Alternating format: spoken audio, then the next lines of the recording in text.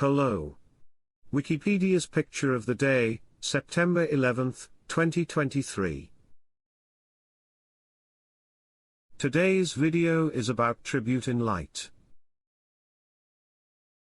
The Tribute in Light is an art installation created in remembrance of the September 11th attacks.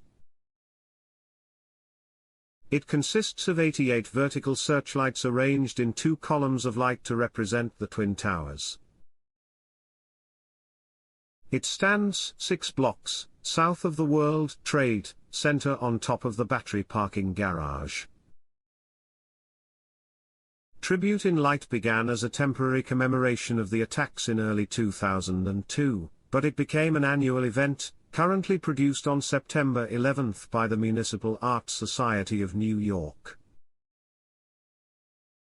The Tribute in Light was conceived by artists John Bennett, Gustavo Bonevardi, Richard Nash Gould, Julian LaVerdiere, and Paul Myoda, and lighting consultant Paul Marantz.